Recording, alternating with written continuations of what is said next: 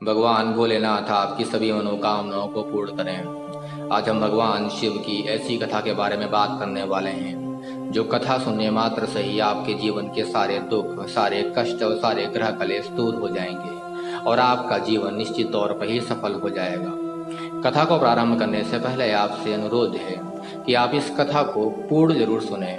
आधा अधूरा इस कथा को छोड़कर आधा अधूरा सुनकर जाए ना, क्योंकि ऐसा करने से न केवल इस कथा का अपमान होगा बल्कि भगवान शिव का भी अपमान होगा। इसके विपरीत अगर आप कथा को पूरा सुनते हैं तो निश्चित तौर पर आपका जीवन सफलता की नई ऊंचाइयों तक पहुंचेगा।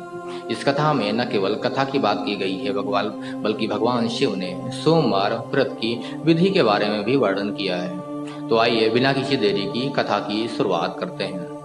भगवान भोलेनाथ को प्रसन्न करने के लिए अगर आप भी सोमवार का व्रत कर रहे हैं तो शिव व्रत कथा को पढ़कर या सुनकर इस उपवास को पूर्ण जरूर करें।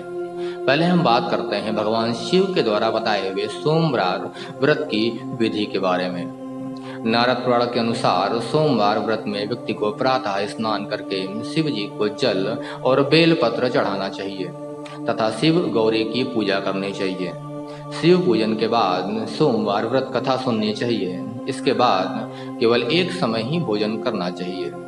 साधारण रूप से सोमवार का व्रत दिन के तीसरे पहर तक ही होता है, मतलब शाम तक रखा जाता है। सोमवार व्रत 3 प्रकार का होता है: प्रति सोमवार व्रत, सोम प्रदोष व्रत और 16 सोमवार का व्रत। इन सभी व्रतों के लिए एक ही विधि होती है। अब बात करते हैं उस कथा के बारे में जिसको आपको अवश्य सुननी चाहिए। एक समय की बात है, किसी नगर में एक साहूकार रहता था। उसके घर में धन की कोई कमी नहीं थी, लेकिन उसकी कोई संतान नहीं थी। इस प्रकार वह बहुत दुखी रहता था और बहुत परेशान रहता था। पुत्र की प्राप्ति के लिए वह प्रत्येक सोमवार व्रत रखता था और पूरी श्रद्धा के साथ भगवान शिव का पूजन करता था। भगवान शिव के मंदिर जाकर भगवान शिव और पार्वती जी की पूजा किया करता था। लेकिन इधर साहूकार और उसकी पत्नी भूखे प्यासे रहकर बेटे की प्रतीक्षा कर रहे थे। उन्होंने प्रण कर रखा था कि यदि उन्हें अपने बेटे की मृत्यु का समाचार मिला तो वह भी प्राण त्याग देंगे। परंतु अपने बेटे के जीवित होने का समाचार पाकर वह बेहद प्रसन्न हो गया और वो खुशी से फूल गया। उसी रात भगवान शिव ने व्यापारी के स्वप्न में आकर कहा, हे श्रेष्ठी, मैंने तेरे सोमवार के व्रत करने और व्रत कथा सुनने से प्रसन्न होकर तेरे पुत्र को लंबी आयु प्रदान की।